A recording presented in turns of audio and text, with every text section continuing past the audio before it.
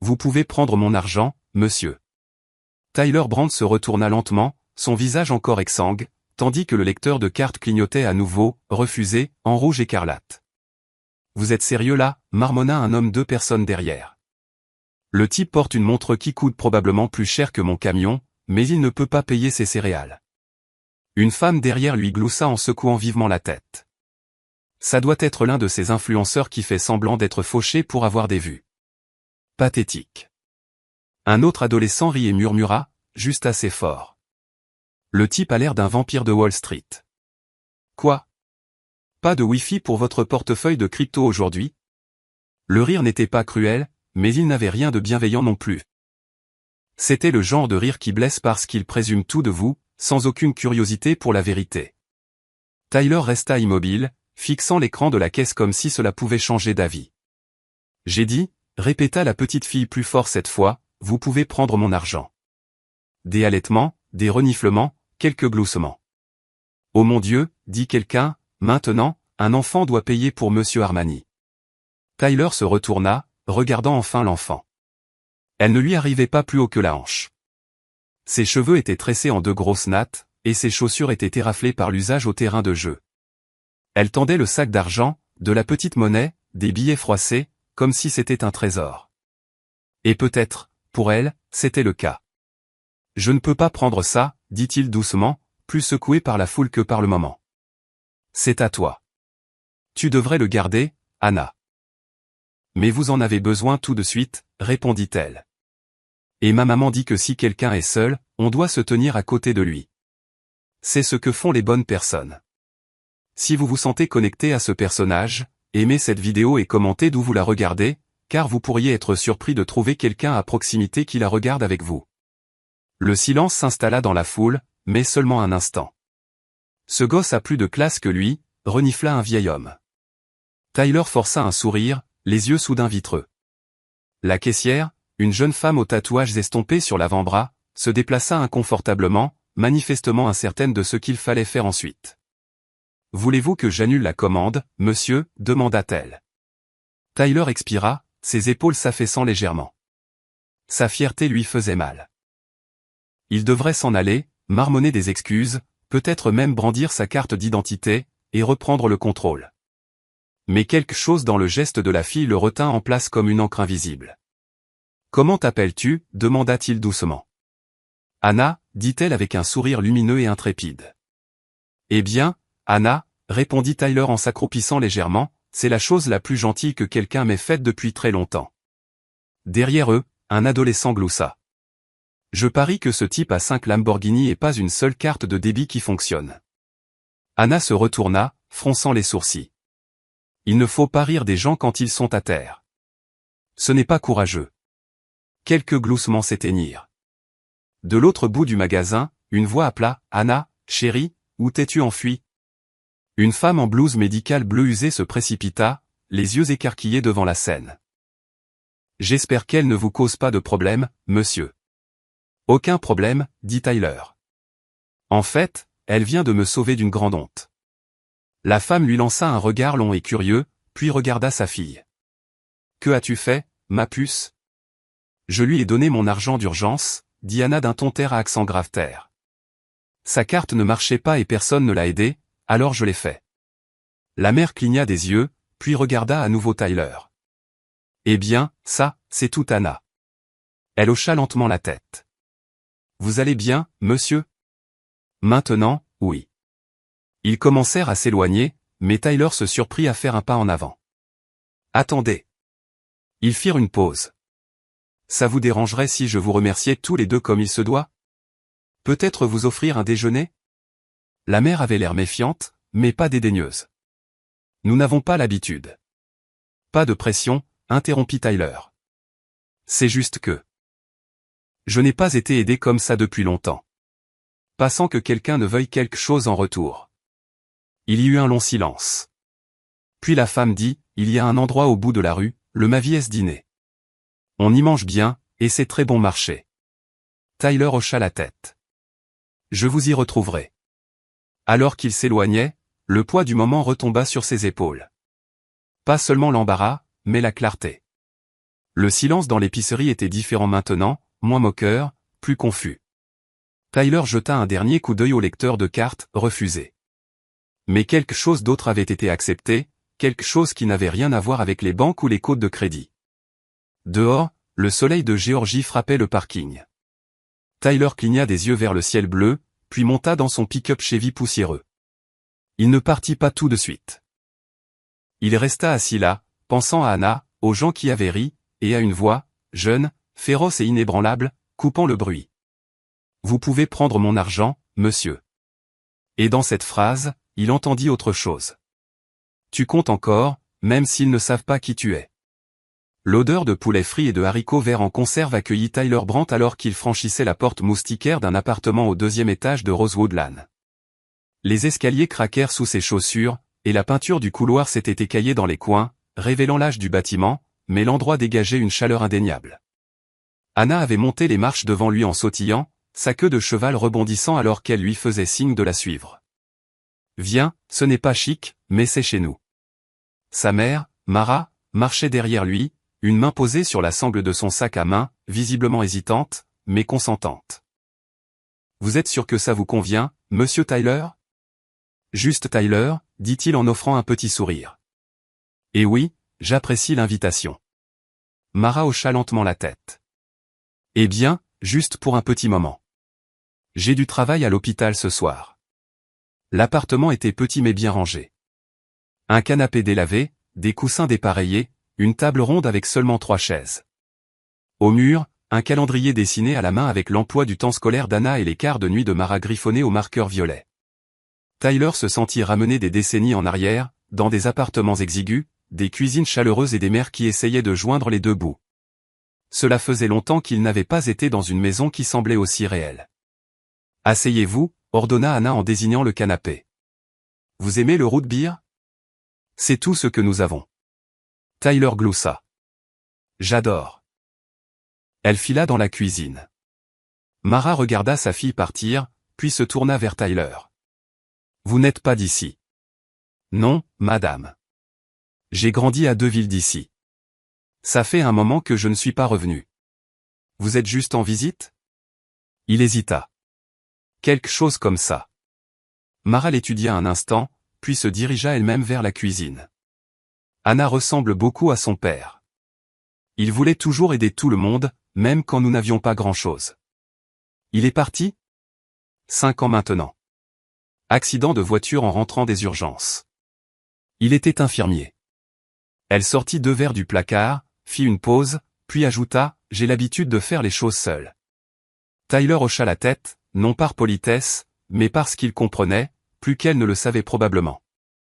Anna revint, ses bras tenant à peine les 2 verres. Tada! Elle rayonna, en posant un sur la table basse devant Tyler. Il prit une gorgée. Le root beer était tiède et éventé, mais il sourit comme si c'était une boisson 5 étoiles. Le meilleur que j'ai bu de la journée. Anna s'assit à côté de lui, les yeux écarquillés de curiosité. Vous n'avez vraiment pas d'argent? Tyler rit, manquant de s'étouffer. J'ai de l'argent. Je n'avais juste pas la bonne carte aujourd'hui. Elle hocha la tête sérieusement, comme si cela avait parfaitement du sens. Ça arrive parfois à maman aussi. La banque est confuse. Mara revint de la cuisine, s'essuyant les mains. Anna, va chercher tes devoirs. Tu as de l'orthographe ce soir. Je suis obligé? Mara haussa un sourcil. C'était suffisant. Avec un grognement, Anna se traîna jusqu'à sa chambre, marmonnant quelque chose à propos de mots qui ne sonnent pas comme ils sont écrits. Tyler la regarda, puis se tourna vers Mara. Vous avez élevé une bonne enfant. Merci. Elle est parfois un peu difficile, mais elle a un bon cœur. J'ai juste peur que le monde ne soit pas toujours gentil avec elle. Tyler se pencha en arrière, réfléchissant à ces mots. Oui, le monde a tendance à devenir plus cruel quand il voit quelqu'un de gentil. Mara le regarda à nouveau, plus ouvertement cette fois. Alors, quelle est votre histoire, Tyler? Vous n'avez pas l'air d'un type qui perd le sommeil à cause d'une carte refusée, des bottes de créateur, une montre polie, une voix comme si vous aviez fait des discours. Il sourit faiblement. J'ai travaillé dans la tech, j'ai construit quelques trucs, j'en ai vendu quelques autres, j'en ai eu marre d'entendre mon nom dans les gros titres, alors j'ai disparu un peu, essayant de me souvenir qui j'étais avant tout ça. Vous fuyez quelque chose? Demanda-t-elle, sans jugement. Je ne fuis pas, dit-il, sa voix plus basse, j'essaie juste de respirer sans être quelqu'un. Ils restèrent silencieux quelques secondes.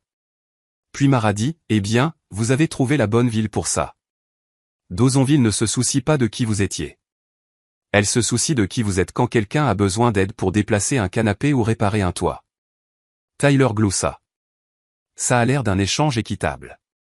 Mara consulta sa montre. Je dois partir bientôt.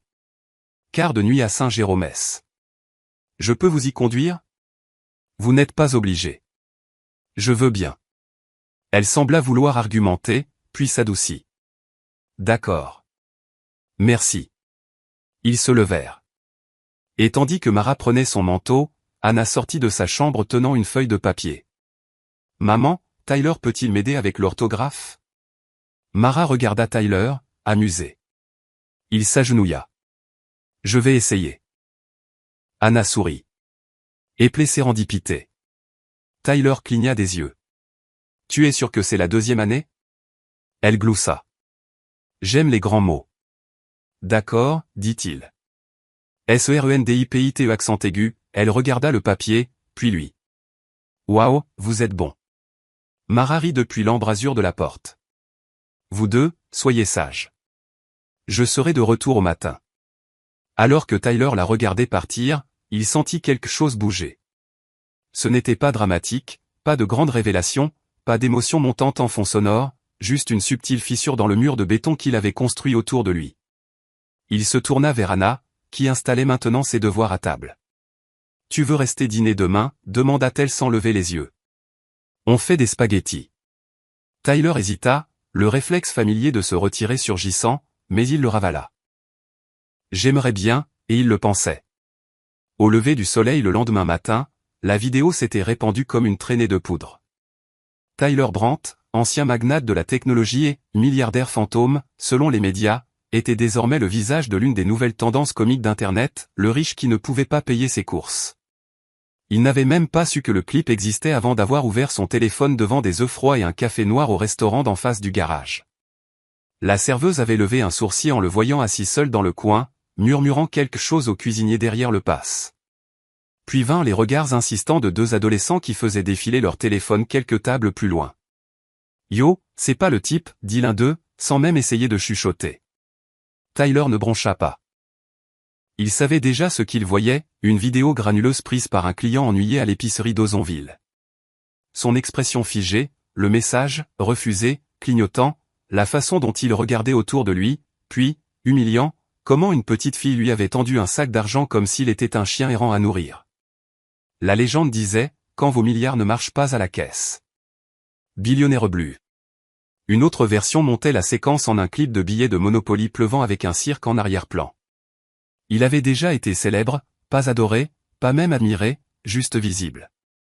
Mais ceci, c'était le ridicule dans sa forme la plus pure, dépouillé de sa dernière menace d'anonymat, moqué pour avoir osé entrer dans un magasin en tant qu'homme plutôt qu'en tant que marque. Tyler ferma le navigateur, paya l'addition en espèces et laissa un pourboire généreux. Alors qu'il sortait, la chaleur de Géorgie s'accrochait déjà au trottoir, épaisse et humide. Il fourra ses mains dans ses poches, sentant une amère pulsion de honte recommencer à le gagner, jusqu'à ce qu'il entende une petite voix l'appeler, et « Tyler !» Anna. Elle se tenait de l'autre côté de la rue, un sac à dos bleu clair, agitant la main en trottant vers lui avec un livre surdimensionné se balançant à son bras. Mara suivait à un rythme plus lent, son expression illisible. « Vous avez laissé vos lunettes de soleil hier ?» dit Anna en les lui tendant. Tyler les prit doucement. « Merci, Anna. Tu m'as sauvé la vue. J'ai vu votre visage sur le téléphone de ma maman ce matin, ajouta-t-elle joyeusement. Vous êtes célèbre maintenant. » Mara grimaça légèrement mais ne dit rien. Tyler s'agenouilla à côté d'elle.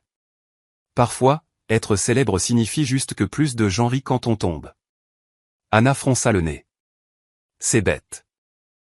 Vous n'êtes pas tombé. Vous avez juste eu un petit problème d'argent. Tyler gloussa.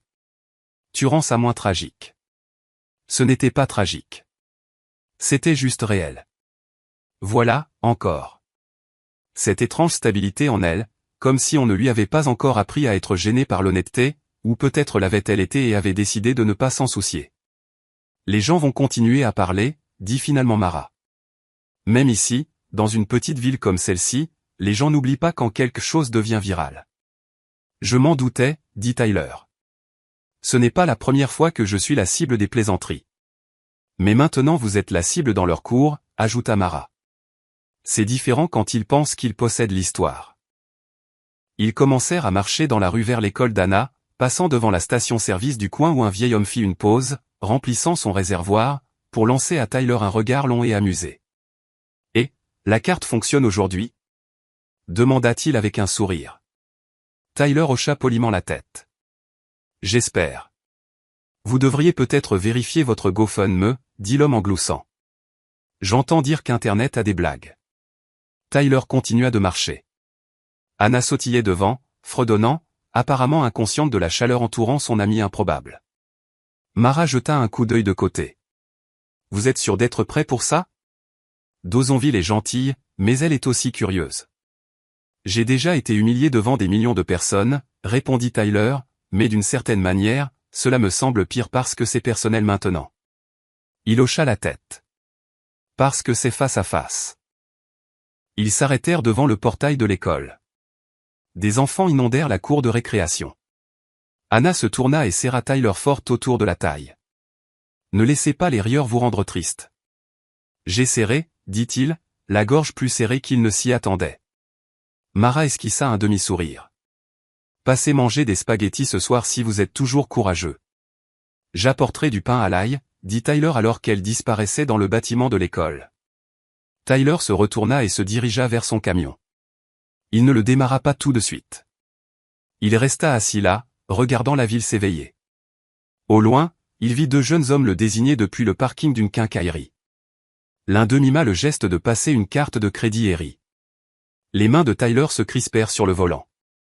Il pouvait partir. Juste reprendre l'autoroute, disparaître à nouveau. Il y avait des centaines de petites villes comme celle-ci, et aucune d'elles ne se soucierait de ce qui s'était passé à Dozonville. Mais quelque chose dans la voix d'Anna, son courage, le retint. Au lieu de partir, il se rendit à la quincaillerie locale. Il avait besoin d'outils, littéralement, et peut-être d'autres choses. À l'intérieur, le caissier leva les yeux, écarquillé. « Je ne m'attendais pas à vous voir ici, dit-il. Vous avez besoin d'argent liquide, n'est-ce pas ?» Tyler rencontra son regard. « J'ai besoin d'une pelle, de 2 sacs de paillis et de peinture. Je répare le terrain de jeu derrière le centre communautaire. » L'homme haussa un sourcil. « Par pure générosité ? » « Non, » répondit Tyler. « Parce qu'une petite fille m'a donné $10 et m'a rappelé à quoi ressemble l'humanité. » L'homme ne parla plus pendant qu'il l'encaissait. En fin d'après-midi, Tyler était enfoncé jusqu'aux genoux dans les mauvaises herbes derrière le centre communautaire longtemps oublié. La sueur coulait de sa lisière de cheveux. Sa chemise lui collait à la peau comme un regret, mais à chaque touffe d'herbe morte arrachée, à chaque planche desserrée resserrée, il sentait quelque chose changer, quelque chose de stable, de silencieux. Le rire résonnait encore dans les recoins de son esprit. Mais maintenant, la voix d'Anna s'y superposait. « Vous n'êtes pas tombé. Vous avez juste eu un petit problème d'argent. Peut-être que la dignité ne dépendait pas de la façon dont les gens vous voyaient. Peut-être que cela dépendait de ce que vous faisiez ensuite, quand ils ne regardaient plus. » On frappa à la porte juste après le coucher du soleil. Mara, toujours en blouse médicale, était plongée jusqu'au coude dans l'eau savonneuse, faisant la vaisselle du dîner de spaghettis de la nuit. Anna était étendue sur le tapis du salon, coloriant avec 3 crayons cassés et une feuille de papier imprimante. « Tu peux ouvrir, ma puce » appela Mara, s'essuyant les mains sur un torchon. Anna ouvrit la porte et sourit. « Tyler ?» Il se tenait sur le seuil, tenant un grand sac en papier brun qui s'affaissait légèrement par le bas. « J'ai apporté le dessert » dit-il en soulevant le sac. Un crumble aux pêches et quelque chose qui prétendait être du pudding à la banane, bien que je ne mettrais pas ma main à couper. Mara apparut de la cuisine, visiblement fatiguée, mais avec un doux sourire sur le visage. « Vous n'étiez pas obligé de faire ça. »« J'en avais envie, » répondit Tyler. « De plus, je vous devais à tous les deux un repas qui ne soit pas cuit au micro-ondes. » Ils s'assirent ensemble à table, les assiettes encore tièdes du dîner. Tyler servit des portions généreuses tandis qu'Anna rebondissait sur sa chaise. « Maman, raconte-leur l'histoire de la vieille dame aux cheveux ananas. » s'exclama-t-elle. Mara leva les yeux au ciel en riant. Une patiente à l'hôpital aujourd'hui. Elle mettait de l'ananas en conserve dans ses bigoudis pour nettoyer le cuir chevelu. Elle disait que ça la maintenait connectée aux Caraïbes. Tyler rit. Je devrais peut-être essayer ça la prochaine fois que j'aurai besoin d'illumination. Anna gloussa, la bouche pleine de crumble. Vous n'avez pas assez de cheveux. Pendant qu'il mangeait, l'ambiance semblait inhabituellement légère, familière. Tyler ne se souvenait pas de la dernière fois qu'une pièce lui avait semblé aussi sûre sans sécurité à la porte ou assistant vérifiant leur montre. Plus tard, alors qu'Anna se préparait à aller au lit, Mara sortit sur le petit balcon avec Tyler, tous deux tenant des tasses en papier de thé tiède. « Vous savez, je ne sais toujours pas vraiment qui vous êtes, » dit-elle, regardant la rue calme en bas. « Je vous l'ai dit, Tyler. » Elle sourit. « Vous voyez ce que je veux dire. » Il hésita. « Je pensais que mon nom était tout. Que si les gens le disaient assez de fois, je comptais davantage. » Mara le regarda. « Et maintenant ? » Maintenant, je me demande si peut-être la seule chose qui compte, c'est ce que l'on fait quand personne ne prononce notre nom. Un silence s'installa entre eux, non pas gênant, mais plein. Tyler fouilla dans sa poche et en sortit une petite enveloppe. « J'ai laissé ça sur votre comptoir de cuisine, » dit-il. « Ce n'est pas grand-chose. Juste un petit quelque chose pour les affaires scolaires d'Anna, les livres, les déjeuners, tout ce dont elle a besoin. » Mara ne le prit pas tout de suite. « Je ne veux pas de votre argent de culpabilité, Tyler. » « Ce n'est pas de la culpabilité, » dit-il doucement. « C'est de la gratitude. » Elle l'étudia longuement avant de finalement l'accepter. « Vous n'avez rien à réparer. Vous avez juste besoin d'être honnête. » Il hocha la tête. À l'intérieur, Anna fredonnait en rangeant ses crayons dans une boîte à chaussures usée. « Maman, je peux donner quelque chose à Tyler ?» Mara jeta un coup d'œil. « Qu'est-ce que tu veux lui donner, ma puce ?» Anna fouilla dans son sac à dos et en sortit un petit objet enveloppé dans du papier de soie. Elle le tendit à Tyler. Il le déballa soigneusement. À l'intérieur se trouvait une petite pierre peinte à la main. Elle était violette avec de petites étoiles et des lettres de travers qui éplaient, soit celui qui aide.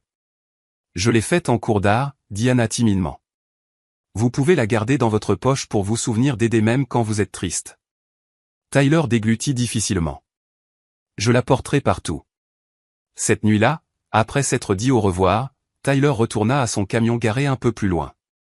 Il s'assit sur le siège du conducteur et déballa à nouveau la pierre, la tenant dans sa paume. Quelque chose en elle lui serrait la poitrine. Il pensa à toutes les années qu'il avait passées à acquérir des choses, des biens immobiliers, des actions, des distinctions, et comment aucune d'elles ne lui avait jamais fait se sentir aussi vu. De retour au motel, il posa la pierre sur la table de nuit. Elle semblait étrangement sacrée là, posée à côté de sa montre et de son porte-clés. Tôt le lendemain matin, il se rendit à nouveau au centre communautaire de Dawsonville. Cette fois, il apporta du bois d'œuvre et de la peinture aux couleurs vives, bleu ciel, jaune tournesol et un rouge qui lui rappelait les camions de pompiers de son enfance. À midi, il avait réparé la balançoire, poncé le cheval à bascule cassée et frotté des années de crasse des barres parallèles. Il travaillait, sa chemise trempée, une casquette de baseball basse sur le front, fredonnant des chansons qu'il ne se souvenait pas connaître. Des gens passaient, certains avec reconnaissance, d'autres avec des regards méfiants. Quelques-uns marmonnaient, « C'est pas le type de cette vidéo ?» Mais personne ne s'arrêtait pour parler. Puis un garçon d'environ 10 ans s'approcha de la clôture. « Vous réparez cet endroit ?» « Oui, » répondit Tyler. Le garçon hocha la tête. « C'est cool. Ma sœur s'est cassé une dent sur ce toboggan l'année dernière. Alors je ferais mieux de renforcer les boulons. » Le garçon sourit. « Je m'appelle Ellie. »« Enchanté, Ellie. » Alors que le garçon s'éloignait, Tyler réalisa qu'il n'avait pas une seule fois mentionné son propre nom. Plus tard cet après-midi-là, il colla une note sur la porte du centre communautaire. « Si vous avez des outils ou du temps, prêtez-les. Si vous n'avez rien d'autre que du cœur, apportez-le aussi. » Pas de signature. Il regarda le papier flotter dans la brisée, pour une fois, se sentit bien d'être anonyme. De retour chez Mara ce soir-là, Anna courut à sa rencontre avant qu'il n'atteigne les escaliers. « Vous sentez l'extérieur » dit-elle, le nez ridé avec une fausse horreur. « C'est parce que j'ai reconstruit la moitié d'un terrain de jeu, dit-il. Viens voir demain. » Vraiment ? Seulement si ta maman te laisse sauter tes devoirs. Mara apparut à l'embrasure de la porte, les bras croisés. Pas question. Tyler sourit. Ça valait le coup d'essayer. Alors que le soleil se couchait et projetait de l'or sur les bâtiments en briques, il s'assit sur le perron à côté d'Anna, la petite pierre violette bien rangée dans sa poche. Il ne dit pas grand-chose, mais il n'en avait pas besoin. Parfois, être vu ne signifie pas des lumières clignotantes ou des gros titres. Parfois, c'est une pierre colorée au crayon et une table de dîner avec des chaises dépareillées. La cloche au-dessus de la porte du Dolly's Coffee and Books tinta doucement alors que Tyler entrait. L'odeur de grains torréfiés et de vieux papier flottait dans l'air comme un souvenir. C'était le genre d'endroit qui avait vieilli avec sa ville, des chaises dépareillées, un long comptoir en chêne, des écriteaux manuscrits pour les pâtisseries et un mur de notices communautaires épinglé sur une courte pointe délavée. Un ventilateur de plafond tournait paresseusement au-dessus, plus pour le spectacle que pour l'utilité. Il commanda un café noir simple, refusa l'offre de pâtisserie et choisit une place dans un coin avec vue sur la rue. Il aimait s'asseoir près des fenêtres maintenant, aimait regarder les gens passer sans qu'il ne sache qui il était ou ce qu'il avait fait. Cela le ramenait à la réalité, rendait le monde un peu plus silencieux. Mais la paix a tendance à s'épuiser quand votre visage a été vu par 10 millions d'étrangers.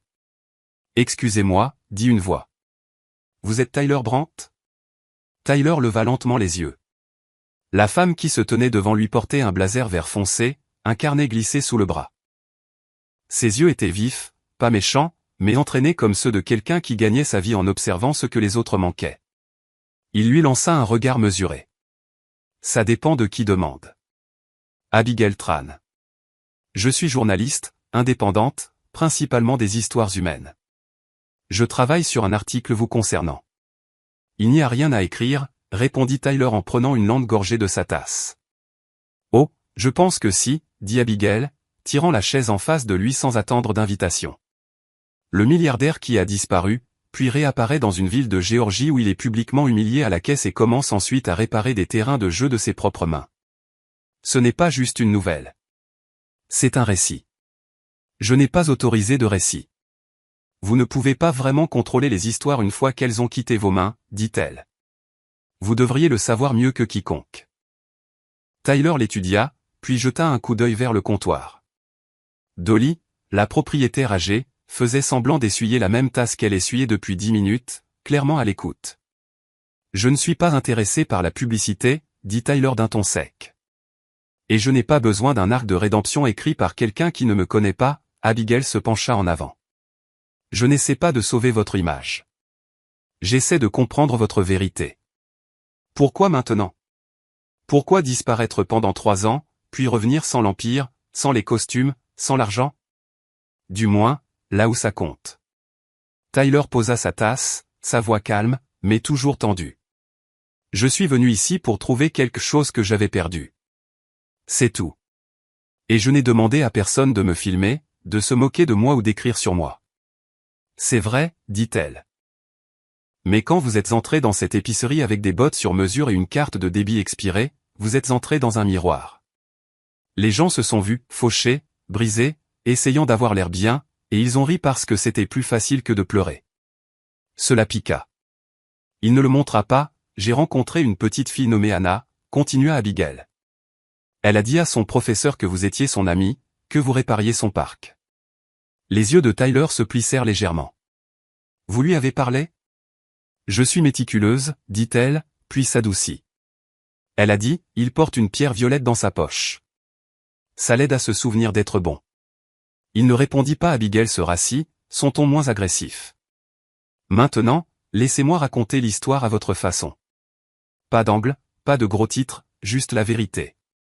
Tyler fixa son café. Le silence s'étira assez longtemps pour qu'Abigail se lève doucement, poussant une carte de visite sur la table. Si vous changez d'avis, appelez-moi. Je suis là toute la semaine. Elle partit sans un mot de plus. Tyler fixa la carte. Son écriture au dos disait, ceux qui tombent en silence sont ceux que nous avons le plus besoin d'entendre.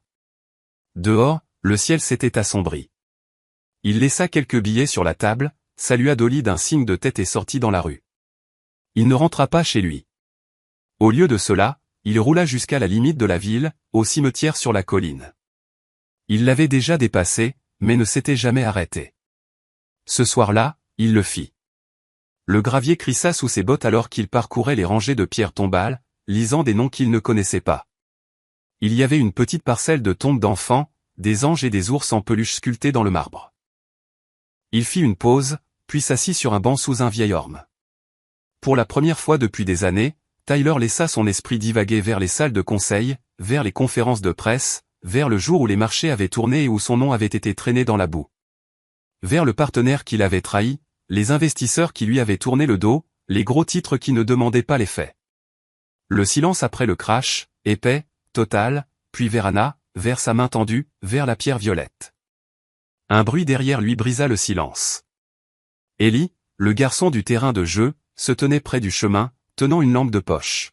« Ma grand-mère est enterrée ici, dit-il. Elle s'asseyait aussi sur ce banc. Tyler hocha la tête. C'est un bon banc.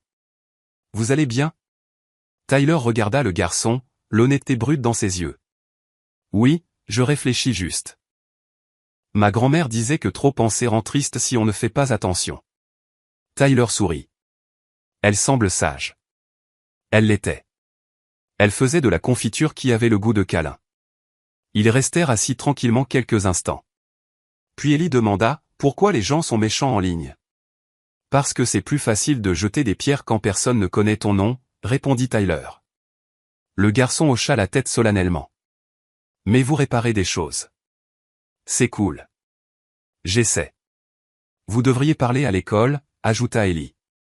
Notre-Dame de la cantine a démissionné la semaine dernière et maintenant la nourriture est dégoûtante. Tyler gloussa. Je vais voir ce que je peux faire. Ils partirent ensemble, marchant lentement vers la route, les lampes de poche coupant l'herbe. L'esprit de Tyler était toujours plein mais pas lourd. Le lendemain matin, il appela Abigail Tran. Non pas pour lui raconter toute l'histoire, juste pour l'inviter à la réouverture du terrain de jeu, si vous voulez comprendre la vérité, lui dit-il, vous devrez vous salir les mains aussi. Le matin de la réouverture du terrain de jeu commença avec l'odeur de roulé à la cannelle et de terre mouillée. Tyler arriva tôt, plus tôt que tout le monde. Le ciel rougissait encore, d'un orange pâle, et la brume matinale s'accrochait bas à l'herbe comme un secret pas encore prêt à être révélé. Il déchargea les derniers articles de la benne de son camion, une table pliante, une pile de boîtes de jus, 2 glacières remplies de sandwichs et une petite enceinte portable jouant du Sam Cooke. Ce n'était pas grand-chose, mais il avait appris quelque chose à Dawsonville. Les gens ne venaient pas pour le clinquant. Ils venaient pour l'effort. Il passa sa main sur le nouveau banc qu'ils avaient installé près de la balançoire. Lisse, solide, honnête, comme quelque chose sur quoi on pouvait s'asseoir le dos tourné sans se soucier de ce qu'il y avait derrière. À 8h15, les premières familles commencèrent à arriver. Des mamans en jupe en jean, des papas en casquette de baseball, des enfants en chaussures fluo. Anna fut la première au bar parallèle, grimpant comme un écureuil, son rire portant à travers la cour. Mara la suivait lentement, thermos à la main, son expression fatiguée mais chaleureuse. Tyler fit un signe. Mara lui fit un signe de tête, du genre à dire « Tu as bien fait ». La petite foule grossit rapidement. La nouvelle s'était répandue plus vite que prévu. Non seulement des parents et des enfants, mais aussi des couples âgés, des adolescents du lycée, même la caissière de l'épicerie Dawsonville, qui fit un sourire gêné à Tyler avant de lui tendre un pain à la banane. À 9h, Abigail Tran arriva, non pas en talons ou en chaussures de ville, mais en basket, en jean et en queue de cheval. Elle griffonnait déjà dans un carnet en marchant. « Vous l'avez vraiment fait » dit-elle. Tyler lui tendit un sandwich. « J'ai dit que je me salirais les mains. » Elle désigna la lisière des arbres. « Vous avez aussi quelqu'un d'autre qui observe. » Tyler suivit son regard. Debout à la lisière du parc, juste au-delà de la nouvelle clôture, se tenait un homme en costume sombre, déplacé parmi les tenues de petite ville. Il portait des lunettes de soleil et avait l'aplomb de quelqu'un habitué au contrôle. Le ventre de Tyler se serra. « Qui est-il » demanda Abigail. « Quelqu'un du passé » marmonna Tyler. L'homme ne s'approcha pas, il se contenta de regarder. Puis, Après quelques minutes, il se retourna et partit sans un mot. Tyler chassa cette pensée. Il avait des choses plus importantes sur lesquelles se concentrer. Anna lui faisait signe, pointant avec enthousiasme un nouveau toboggan, fraîchement peint en rouge vif. « Monsieur Tyler, venez le tester. »« Je ne suis pas sûr de respecter la limite de poids, » dit-il. « Allez, c'est votre toboggan maintenant. » Des rires éclatèrent autour d'eux. Même Mara esquissa un sourire. Tyler céda, monta à l'échelle et glissa avec un cri qui le surprit lui-même. Quand il atterrit, les applaudissements, à moitié blagueurs, à moitié sincères, le prirent au dépourvu. « On dirait que c'est sûr », cria quelqu'un. En milieu de matinée, les enfants jouaient à chat sous les arbres. Les grands-parents sirotaient de la limonade, et la nouvelle fresque peinte par des adolescents locaux avec les fournitures de Tyler brillait de couleurs vives sur le côté du bâtiment communautaire. Elle disait « Sois celui qui aide », avec une petite pierre violette dessinée sous les mots. Tyler la fixa longtemps, incertain de qui l'avait peinte. « Vous avez commencé quelque chose », dit Abigail à côté de lui, « que vous l'ayez voulu ou non. »« Je n'ai pas commencé », répondit Tyler. « C'est Anna qui l'a fait. » Abigail referma son carnet. « Vous pensez être l'arrière-plan de cette histoire ? » « Non, » dit-il. « Je pense que je suis en train d'apprendre comment en faire partie. » Soudain, une altercation près du portail attira leur attention. Un adolescent, peut-être 16 ans, maigre, anxieux, se disputait avec un autre, les voix fortes, les poings serrés. « Et » appela Tyler en trottant. Le plus grand, clairement énervé, cria « Il m'a tapé fort exprès. »« Non, je n'ai pas fait ça, » dit l'autre, les yeux vitreux. « Tu m'as poussé en premier. » Tyler s'interposa entre eux. « Ça suffit, tous les deux. » Les garçons soufflèrent, en colère, mais embarrassés. « Comment t'appelles-tu » demanda-t-il à celui qui était en colère. « Jason. » Tyler désigna la fresque. « Tu vois cette pierre ? Elle m'a donné la vraie, parce que j'avais besoin d'aide et personne d'autre ne voulait m'aider. Maintenant, je la porte pour ne pas oublier qu'être fort, ce n'est pas frapper en premier. C'est savoir quand s'arrêter. » Jason détourna le regard, honteux. « Serrez-vous la main, » dit Tyler. « Et puis prenez un jus de fruits et calmez-vous. » À contre-cœur, ils le firent. Abigail griffonna quelque chose rapidement. « Qu'est-ce que vous écrivez maintenant ?» demanda Tyler. « La vérité, » dit-elle simplement. Plus tard cet après-midi-là, la foule commença à s'éclaircir. Le jus était parti, les sandwichs dévorés, et les enfants collants à cause des sucettes glacées que la tante de quelqu'un avait apportées dans une glacière. Anna serra à nouveau Tyler autour de la taille. « Le meilleur parc de tous les temps », murmura-t-elle. Mara s'approcha avec un sourire fatigué. « Ça va ?» lui demanda-t-elle. Il hocha la tête. « Mieux que depuis des années. » Elle pencha la tête. « Vous êtes sûr que cet homme en costume ne vous a pas effrayé ? » J'en suis sûr, dit-il. Le passé ne me possède plus. Cette nuit-là, après le nettoyage, Tyler s'assit seul sur le nouveau banc. La fresque brillait au clair de lune. Il sortit la pierre de sa poche et la fit tourner entre ses doigts. Il pensa à Jason, à Anna, à l'homme près de la clôture, et à lui-même, autrefois trop effrayé d'être vu à moins d'être célébré. Il leva les yeux vers les étoiles. Elle ne se souciait pas de qui il avait été, seulement de ce qu'il choisirait d'être ensuite. L'homme en costume revint 3 jours plus tard. Il était un peu plus de midi lorsque Tyler sortit du Dolly's Coffee and Books avec son café noir habituel, accueilli par la même cloche grinçante et l'odeur de grains moulus. L'air estival de Dawsonville était lourd de chaleur, et Tyler prévoyait de se rendre directement au centre communautaire pour rencontrer un charpentier bénévole qui l'aiderait à réparer l'ancien kiosque. Il n'arriva jamais à son camion. Monsieur Brandt. La voix était basse, sèche, maîtrisée. Le même homme du terrain de jeu se tenait à côté d'une voiture noire lustrée garée de l'autre côté de la rue. Bras croisés, lunettes de soleil maintenant retirées. Ses cheveux étaient gominés, son costume impeccable, sa cravate juste assez desserrée pour feindre la décontraction, mais l'éclat dans ses yeux disait affaire, pas familiarité. Tyler se figea. Jackson Greer. L'homme esquissa un léger sourire. Content que vous vous souveniez de moi. Tyler ne lui rendit pas son sourire. Difficile d'oublier celui qui m'a remis mes derniers papiers de sortie. Jackson tendit une carte de visite. Tyler ne la prit pas, Je ne suis pas ici pour ressasser le passé, dit Jackson. Je suis ici avec une opportunité. J'en ai eu assez de celle-là, répondit Tyler en s'écartant. Jackson le suivit. Vous avez disparu. Pas de presse, pas d'explication. Vous avez juste abandonné une entreprise que vous aviez construite. Laissez vos parts sur la table. Tout le monde a cru que vous aviez perdu la tête. J'ai gagné la paix. Vous auriez pu laver votre nom, continua Jackson. Vous le pouvez encore. Je n'ai pas besoin des excuses du monde, dit Tyler. J'avais juste besoin d'arrêter de prétendre que ça comptait. Mais ça compte, claqua Jackson, le masque tombant. Vous faites à nouveau le buzz, Tyler. L'épicerie, l'enfant, le terrain de jeu. Les gens regardent. Vous pourriez utiliser ça. En faire quelque chose. Un rebranding, un retour. Tyler se tourna lentement pour lui faire face. Je ne suis pas un produit, Jackson. Pas une marque, pas votre poule aux œufs d'or. Jackson baissa la voix. Vous vous gaspillez ici. À réparer des balançoires, à partager de la limonade avec des écoliers.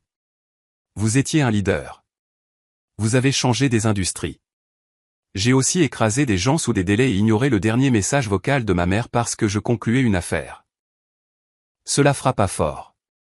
La mâchoire de Jackson se serra. Tyler ajouta, cette ville ne veut pas d'un autre roi de la technologie. Elle veut quelqu'un qui écoute quand le toit fuit. Quelqu'un qui se montre quand les lumières s'éteignent. Jackson regarda la rue endormie comme si cela l'offensait personnellement. Vous pensez que c'est votre histoire de rédemption? Se moqua-t-il. Cet endroit est une impasse. Non, dit Tyler calmement. C'est un nouveau commencement. Il y eut un instant de silence. Puis Jackson glissa quand même la carte dans la poche de Tyler et s'éloigna en marmonnant, la porte est ouverte. Vous n'aimerez pas quand elle se fermera. Tyler resta immobile. Le café dans sa main était maintenant tiède. Il regarda de l'autre côté de la rue vers la fresque près du centre communautaire. Sois celui qui aide. Les mots brillaient sous le soleil de l'après-midi comme s'ils avaient attendu pour le lui rappeler. Plus tard ce soir-là, dans l'appartement de Mara, il était assis à table pendant qu'Anna lui montrait un dessin qu'elle avait fait, un bonhomme allumette de lui plantant des fleurs, avec une bulle de dialogue qui disait « Construisons l'espoir ». Tu t'es transformé en dessin animé, taquina Mara. J'aurais pu être pire, dit Tyler. Elle aurait pu me dessiner en chèvre encore une fois. Anna gloussa. Les chèvres sont drôles.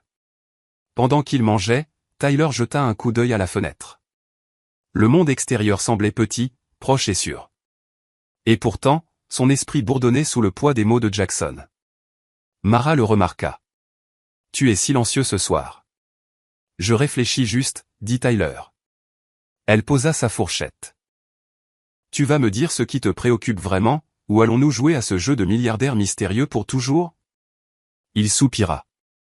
Un homme avec qui j'ai travaillé s'est présenté aujourd'hui.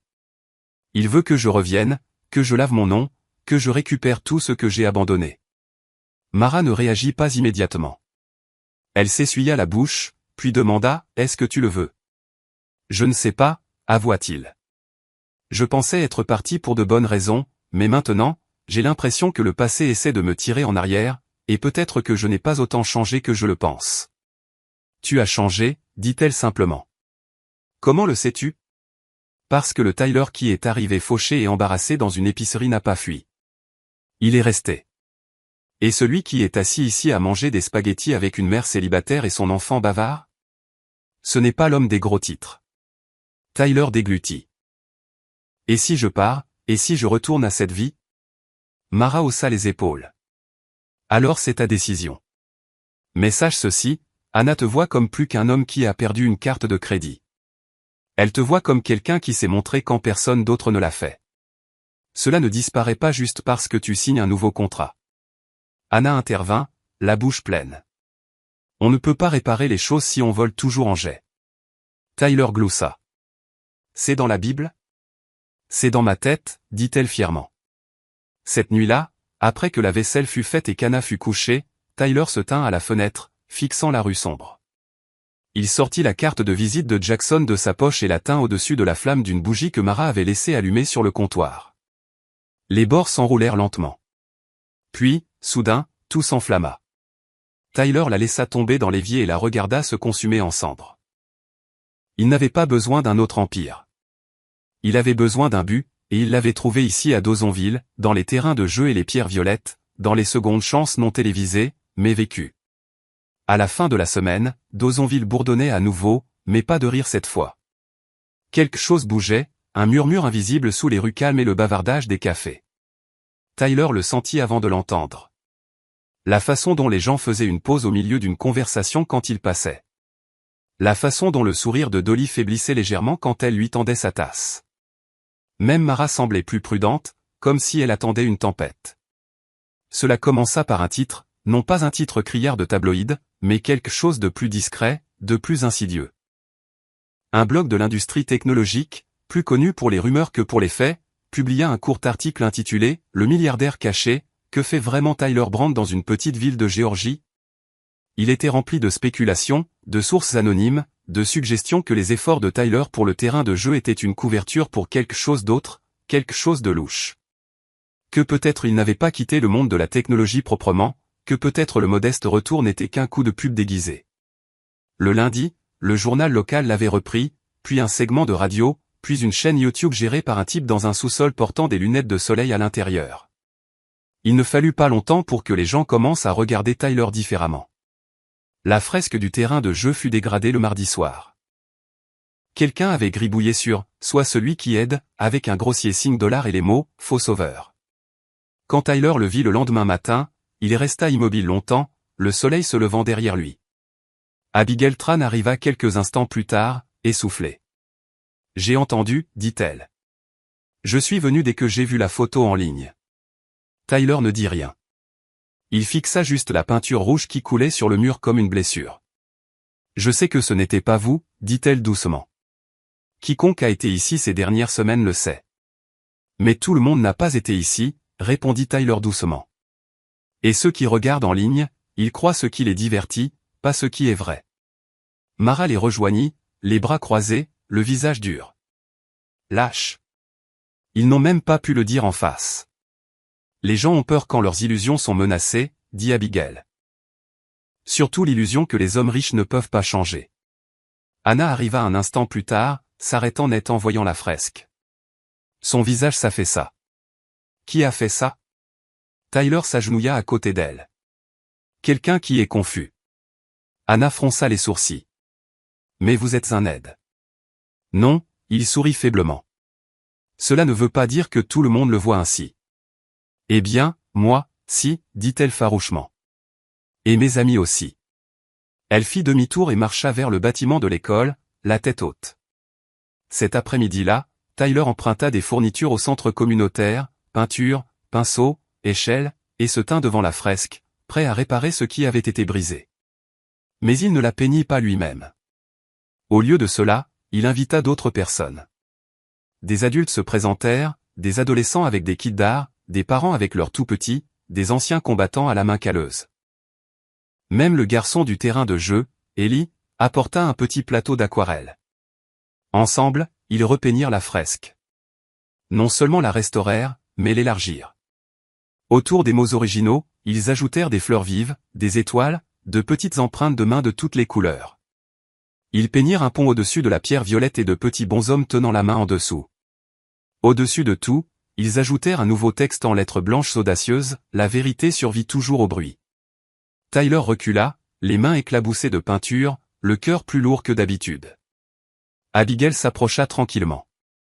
Vous devriez parler à la ville. Dire quelque chose d'officiel. Clarifier les choses. J'ai passé la majeure partie de ma vie à dire les bonnes choses, dit Tyler. Mais peut-être que ce que je fais ici est plus fort. Elle le regarda un instant, puis hocha la tête. Je vais noter ça. Ce soir-là, alors que le crépuscule s'installait, Tyler était assis sur le porche de l'appartement de Mara, buvant du thé glacé et regardant les lucioles étinceler sur la pelouse. Mara sortit et le rejoignit. La ville vous soutient, dit-elle. Vous le savez, n'est-ce pas? Je sais que certains le font, mais d'autres regardent encore, attendant que je craque. Elle sirota son thé. Laissez-les. Nous craquons tous un jour ou l'autre, mais ce n'est pas la même chose que de se briser. Il la regarda, quelque chose de doux dans son expression. Vous croyez en moi? Je crois en ce que j'ai vu, Tyler. Pas en ce que j'ai lu. Pas en ce qui se chuchote. Il hocha la tête. C'est rare ces jours-ci. Ils restèrent un moment silencieux. Le genre de silence qui vient quand les mots sont épuisés et que la compréhension s'installe à leur place. Plus tard cette nuit-là, Tyler se rendit seul au parc. La fresque brillait au clair de lune, intacte maintenant, protégée par des murs invisibles de bienveillance communautaire. Il s'assit sur le banc, sortit la pierre violette de sa poche et la tint dans sa main. Quelque chose allait arriver. Il le sentait. La dégradation n'était pas la fin. C'était le début d'une tempête, qu'il ne pouvait pas encore voir clairement. Mais il n'était plus l'homme qui fuyait. Il était celui qui restait, qui se montrait, qui aidait, même si aider signifiait être seul dans le bruit. Le soleil se leva tôt sur Dawsonville, peignant son ancien palais de justice et ses collines couvertes de pins d'un or poussiéreux. Tyler sortit de son camion et inhala l'air frais des montagnes, un rappel que cette ville était plus qu'un simple décor. Elle était vivante dans le doux murmure des routines quotidiennes, le craquement des porches, l'odeur familière du pain et des biscuits frais qui flottaient partout. Il avait passé la nuit à ruminer, des décisions se bousculant dans son esprit comme les engrenages d'une machine. La dégradation de la fresque l'avait piqué. Mais plus encore, elle avait révélé quelque chose de plus profond, la peur, la suspicion, la résistance au changement. Il savait que Dawsonville était petite, un peu plus de 4000 habitants, une communauté montagnarde profondément enracinée dans les légendes du moonshine, l'héritage de la NASCAR et un sentiment d'autonomie. Elle ne grandissait pas à pas de géant. Elle mijotait doucement jusqu'à ce qu'un jour elle déborde. Alors qu'il marchait vers le centre communautaire, il croisa des visages familiers, Madame Stovey s'occupant de ses rosiers, Monsieur Jenkins chargeant des sacs de nourriture dans son camion, la bannière du Lion Club flottant doucement près de l'hôtel de ville. Ils hochèrent poliment la tête. La curiosité et l'inquiétude se mêlaient dans leurs yeux. C'était la même ville qui s'était surnommée la capitale du moonshine, où les étrangers étaient accueillis avec prudence et le changement avec une douce suspicion. À l'intérieur du centre, des bénévoles s'étaient rassemblés. Les lys sur les bancs étaient frais du marché des producteurs. Les produits locaux étaient exposés avec une fierté modeste.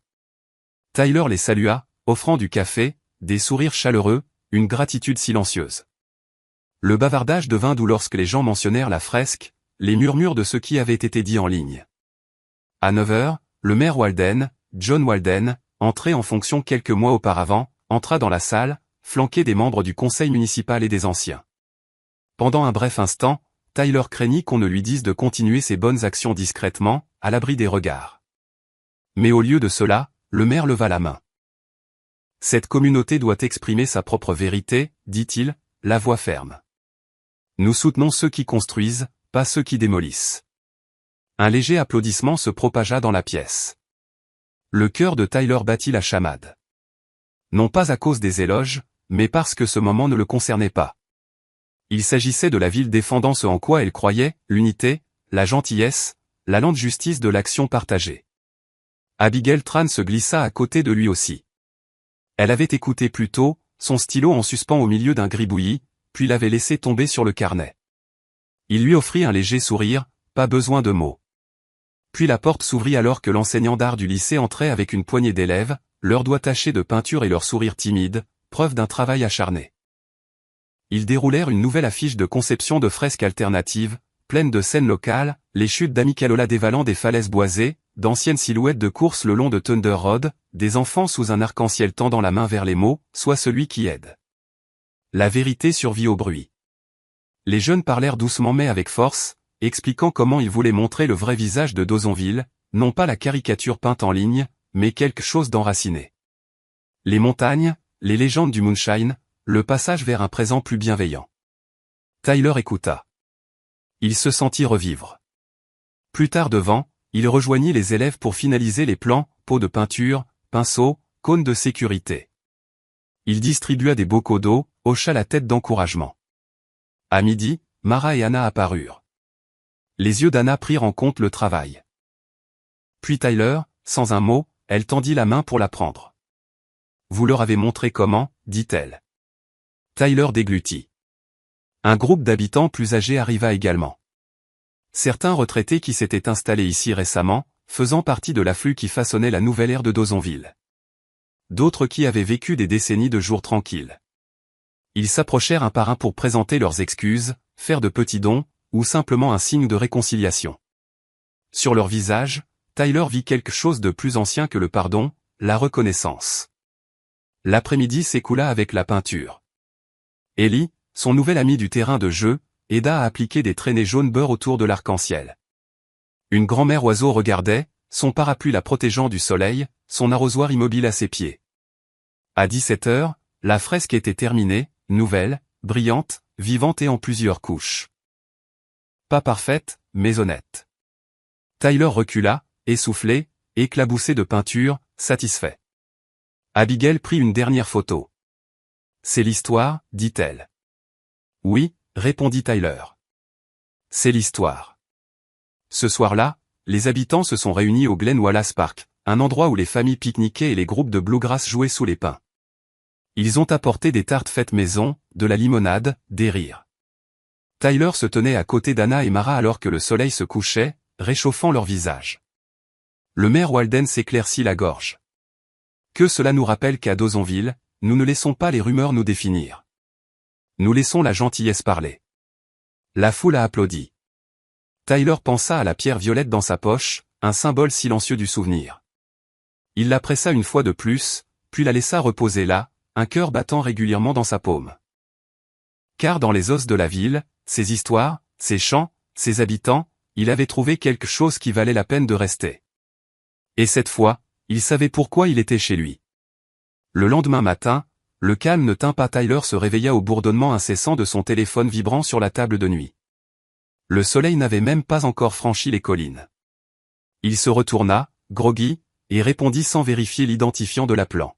« Il faut que tu vois ça. » La voix d'Abigail parvint, urgente maintenant. Elle envoya un lien. Il cliqua.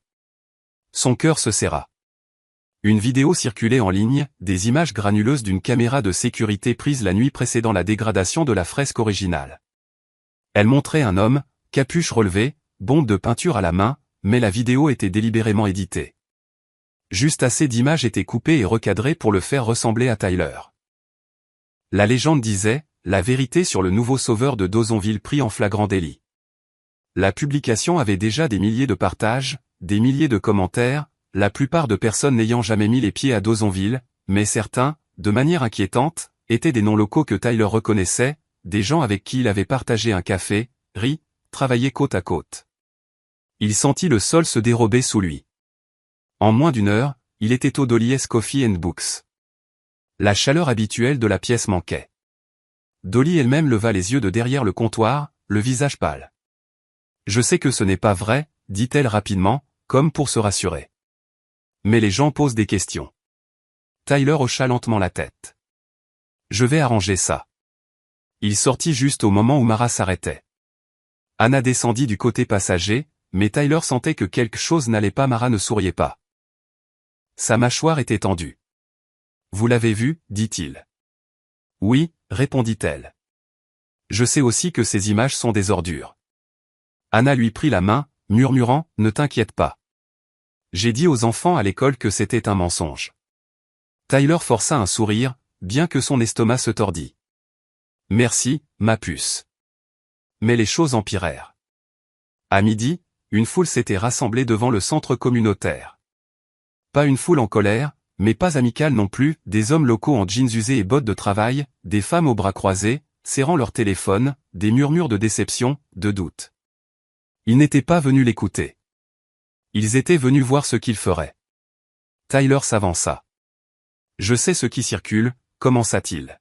« J'ai vu la vidéo et je vous dis que ce n'est pas moi. » Quelqu'un à l'arrière se moqua. « Ça vous ressemble, ça marche comme vous. » Une autre voix. « Pourquoi quelqu'un vous piégerait-il » Tyler hésita. « Parce que j'ai quitté un monde qui ne pardonne pas. Parce que les gens avec qui j'étais ne supportent pas quand quelqu'un s'en va et commence à construire quelque chose de réel. » La foule murmura à nouveau. Le doute planait lourdement. Puis Mara se plaça à côté de lui. « Ma fille et moi étions avec lui la nuit où cette fresque a été dégradée, » dit-elle, la voix ferme. « Il nous a apporté de la nourriture, a aidé Anna avec son projet scientifique. Il n'était pas dehors à peindre des murs. Abigail s'avança également. Et j'ai vérifié les métadonnées de la vidéo de sécurité. Elles ont été falsifiées. Quiconque l'a publiée voulait que vous le croyiez parce qu'ils savent que Dozonville écoute les siens. Un long silence suivit. Puis un homme âgé, Monsieur Jenkins, parla. Je ne connais pas grand-chose aux astuces techniques, mais je connais cette gamine. Il hocha la tête vers Anna. Elle ne suivrait pas un menteur, et je fais plus confiance à son jugement qu'à n'importe quelle vidéo. Quelques gloussements éclatèrent. La tension se relâcha. Anna rayonna. Ce soir-là, Tyler rentra chez lui et s'effondra sur le porche. Le poids de la journée pesait sur ses os. Les attaques ne s'arrêtaient pas. Elles s'intensifiaient. Quiconque voulait qu'il parte ne jouait plus. Il sortit la pierre violette, la fit tourner entre ses doigts. « Tu es toujours avec moi ?» demanda-t-il doucement. La pierre, bien sûr, ne dit rien. Mais la porte grinça derrière lui et Mara sortit, portant 2 tasses de thé. « Je pensais que tu aurais besoin de quelque chose de chaud, dit-elle. « Merci. » Elle s'assit à côté de lui. Tous deux regardant la rue qui s'assombrissait. « Tu penses que ça va s'arrêter ?» demanda-t-il. « Non, dit-elle honnêtement. Mais je pense que tu es plus fort que tout ce qui va arriver. » Il la regarda. « Je ne l'étais pas avant. Tu le es maintenant. » Ils restèrent ensemble dans le silence. Tout n'était pas résolu, mais quelque chose avait changé parce que la vérité n'a pas besoin de mégaphone. Elle a besoin de temps, et Tyler en avait assez de courir après ça. La première lumière de l'aube filtrait à travers les pins, dessinant de longues ombres sur les collines douces de Dozonville. Tyler se réveilla avec un léger remue-ménage, un souffle collectif retenu entre la ville et lui. La confrontation de la veille avait délogé quelque chose dans sa poitrine, mais ne l'avait pas brisé. Il sirota un café tiède dans son camion garé à côté du centre communautaire avant d'y entrer. À l'intérieur, des bénévoles arrangeaient déjà les matériaux pour le prochain projet de la semaine, la réouverture de l'aile de la bibliothèque en ruine, fermée depuis des années. À 9 heures, le maire Walden arriva, presse-papier à la main, l'air plus déterminé que Tyler ne l'avait jamais vu. Cette attaque vidéo, certains pensent que c'est le coup de grâce, dit le maire, la voix basse. Tyler hocha la tête. Peut-être, mais la culpabilité n'est pas l'opposé de la confiance. Le maire lui lança un regard. Je suis prêt à me battre pour la vérité, pour cette ville. La nouvelle se répandit vite à Dozonville. En milieu de matinée, les habitants arrivèrent au compte-gouttes, des bibliothécaires dépoussiérant les étagères, des bénévoles de la force d'intervention créant de nouvelles signalisations, même la caissière de l'épicerie. Ils apportèrent leurs outils, leurs questions, et surtout, leur présence. Tyler trouva Mara à la table de tri, des piles de livres derrière elle. Elle lui tendit une tasse ébréchée pleine de crayons. « Nous essayons de construire quelque chose de plus fort, dit-elle. Une brique de confiance à la fois. » Il sourit. C'est la meilleure des sortes. Les enfants du collège arrivèrent ensuite, faisant partie du club de jeunes One Dawson, leurs t-shirts audacieux sur leur poitrine. Du bord de la pièce, Anna agita la main et lui fit un pouce levé. Il rencontra son regard, hochant la tête en retour. À l'heure du déjeuner, l'aile de la bibliothèque avait déjà changé. Fenêtres réparées, étagères réapprovisionnées, coin lecture aménagé avec des plaids douillets. Les couleurs de la fresque saignaient maintenant à l'intérieur, visibles à travers les portes ouvertes. Abigail Tran apparut à nouveau, appareil photo à la main, mais les yeux plus doux. « Vous rendez ça réel ?» dit-elle. Tyler s'appuya contre une table. Je pensais qu'un rapport trimestriel était important. Il s'avère que les mots dans des pièces vides ne changent pas les cœurs. Abigail posa son carnet sur la table. Vous insufflez de la vie dans des endroits que les gens avaient oubliés. En milieu d'après-midi, une voix retentissante résonna à travers les portes ouvertes. C'était Monsieur Jenkins, qui avait travaillé dans la construction avant sa retraite, tenant une pile de cartes de dons. Nous avons assez pour maintenir les lumières allumées et embaucher un assistant bibliothécaire à temps partiel. Une acclamation éclata. D'autres s'avancèrent, des parents offrant de l'aide au tutorat, des anciens combattants offrant de la sécurité le soir, des retraités offrant des heures de comptes hebdomadaires avec leurs petits-enfants. Tyler sentit sa gorge se serrer. Le poids de tout ce qu'il avait abandonné fondait dans ce moment d'authenticité. Puis le maire Walden s'éclaircit la gorge à nouveau. Nous allons inaugurer cette aile demain. Elle s'appellera le coin de laideur en l'honneur de quelqu'un qui nous a rappelé pourquoi cela compte. Tyler déglutit difficilement, le cœur en feu. Il regarda les visages, les mains rugueuses par le travail, les yeux chauds d'un espoir renouvelé.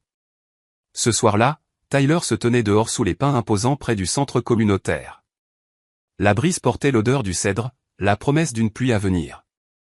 Il sortit la pierre violette de sa poche, réchauffée par sa main. Il la pressa doucement.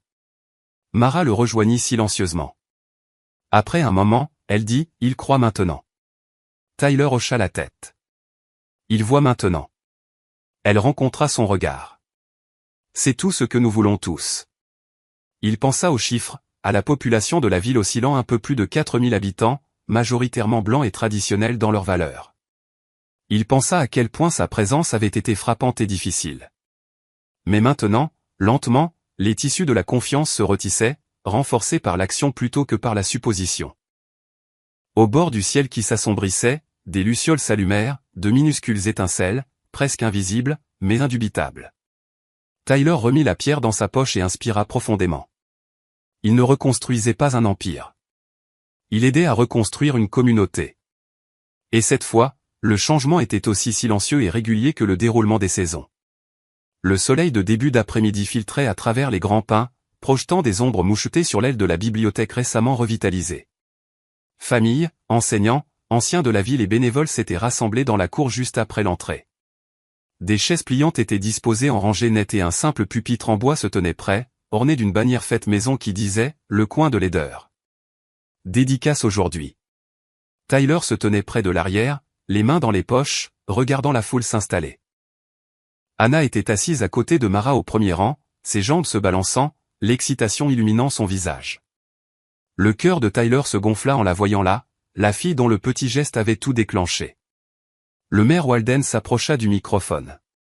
Sa voix portait facilement dans le silence de l'attente. Merci à tous d'être venus.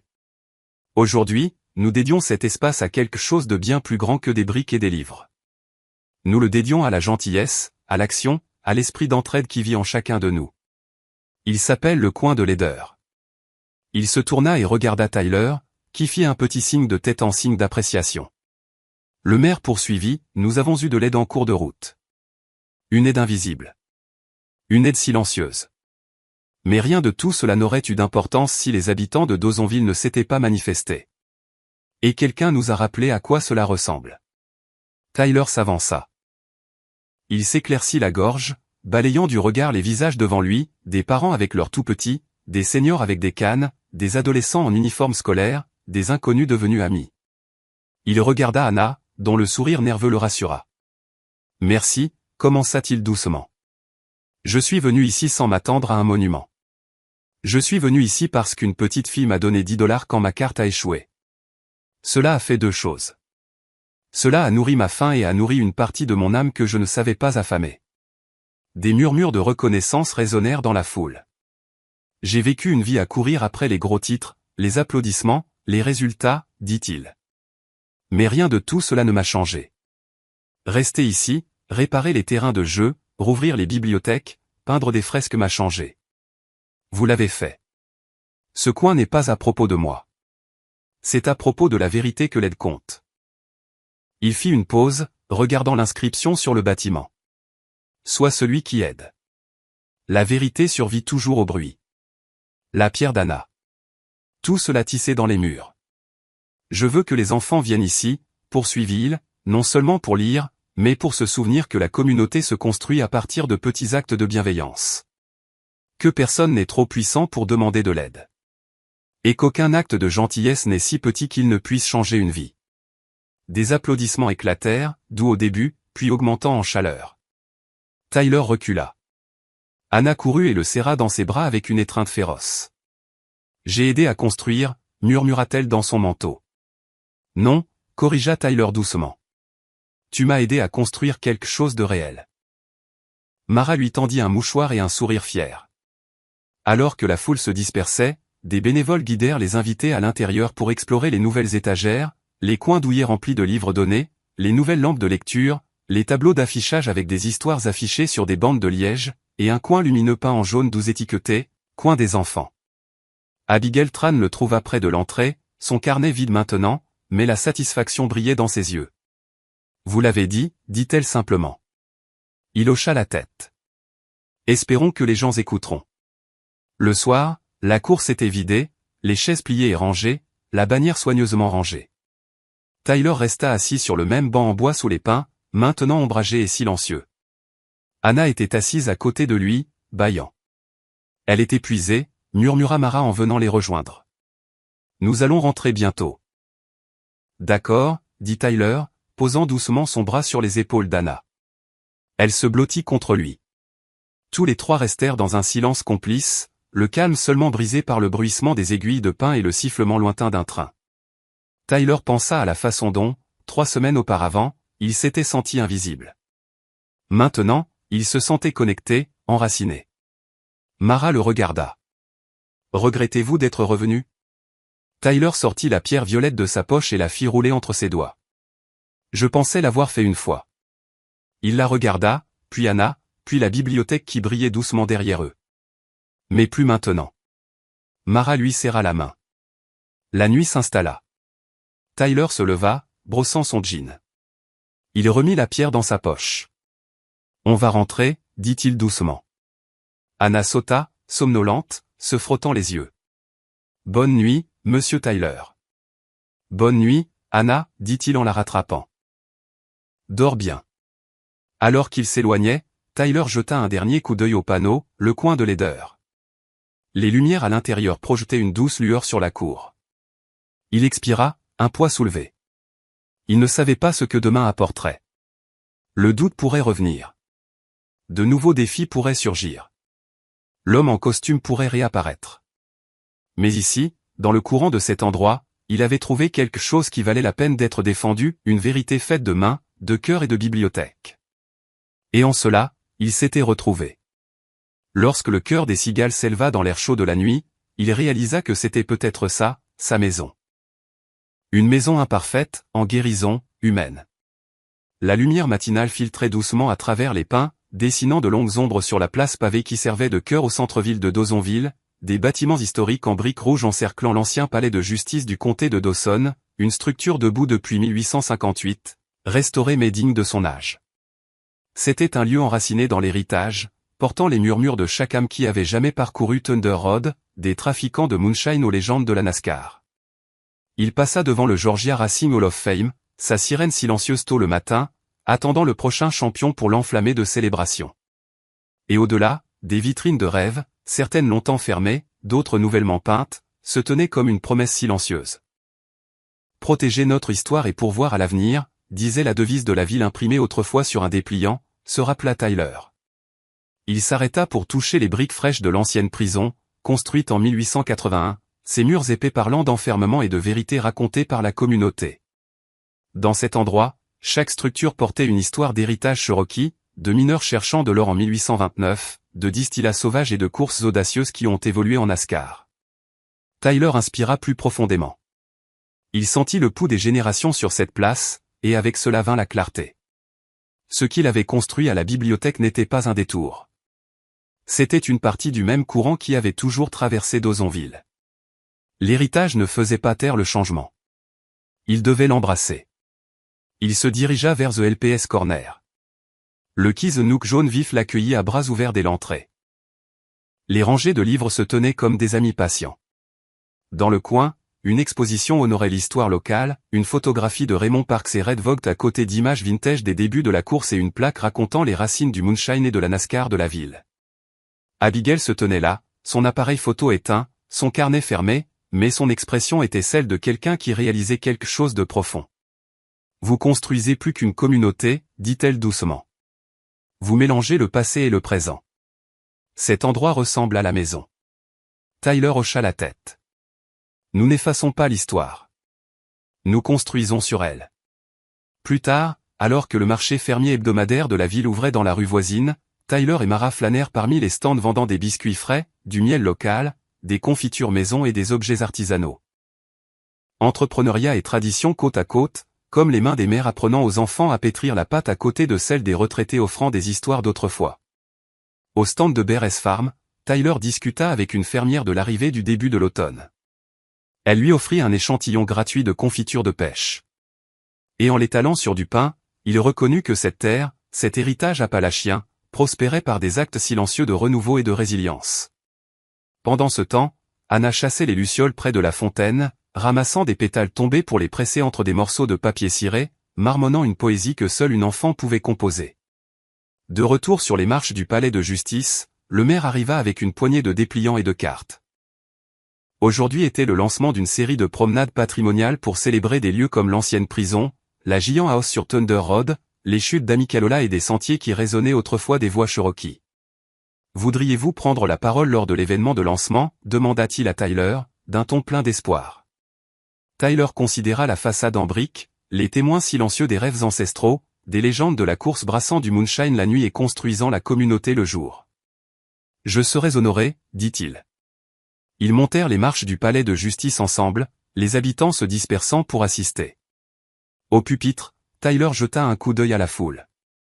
Enseignants, maires, commerçants, enfants serrant des pancartes faites maison qui disaient « Vérité » et « Racine » et « Aider son héritage ». Il parla avec son cœur. L'histoire n'est pas un monument. Elle est vivante. C'est ce que nous faisons quand nous honorons ceux qui nous a précédés et osons faire quelque chose de nouveau. L'héritage de Dawsonville est profond. Des prospecteurs d'or aux routes de moonshine en passant par les pistes de course et les centres communautaires. Maintenant, nous ajoutons des pages à cette histoire, non pas avec la vitesse ou la célébrité, mais avec l'empathie, le renouveau et la croyance partagée. Ils ont applaudi.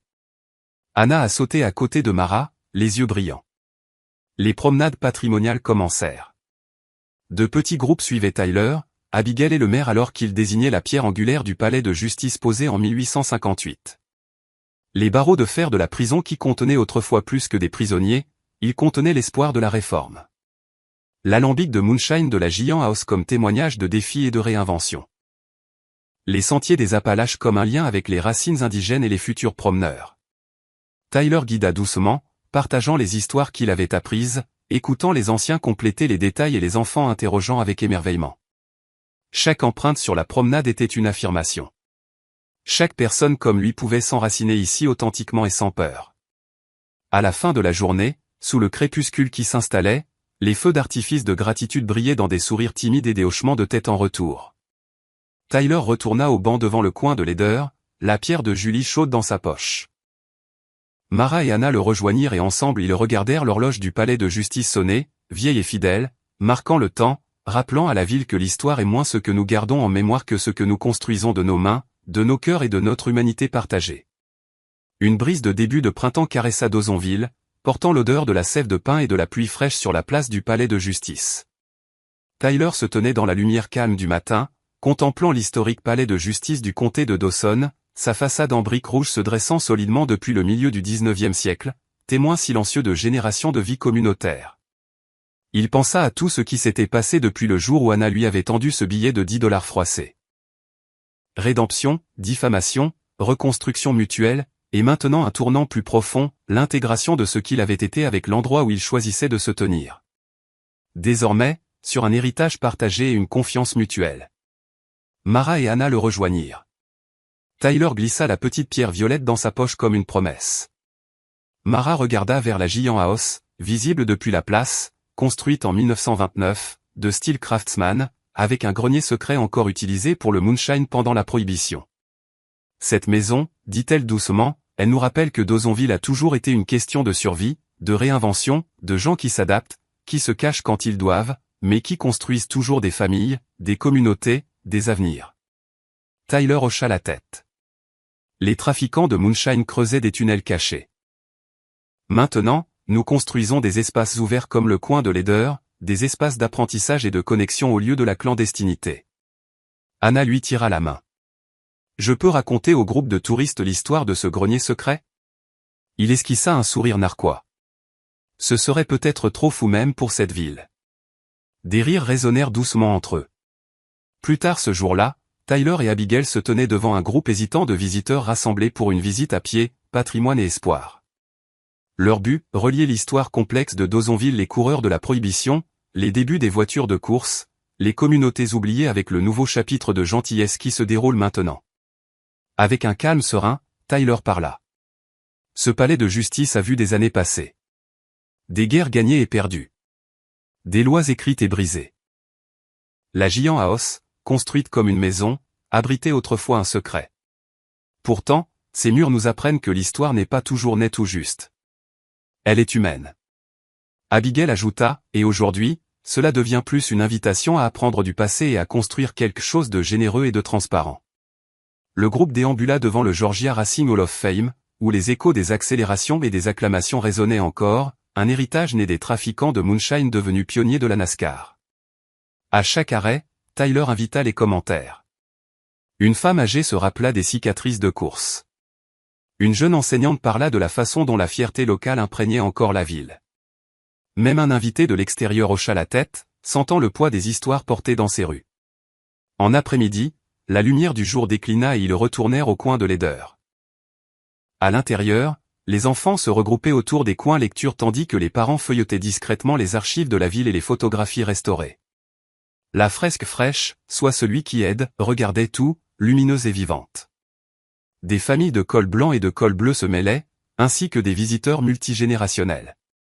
Agriculteurs, enseignants, retraités, tous liés par un récit partagé s'inscrivaient dans une mosaïque grandissante qui incluait désormais la rédemption de Tyler.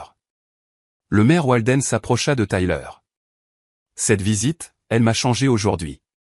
Les gens se sentent plus ancrés. Tyler posa une main sur l'épaule du maire. Parfois, la guérison ne consiste pas à effacer le passé. Il s'agit de le reconnaître et de choisir de construire quelque chose qui honore à la fois qui nous étions et qui nous voulons devenir.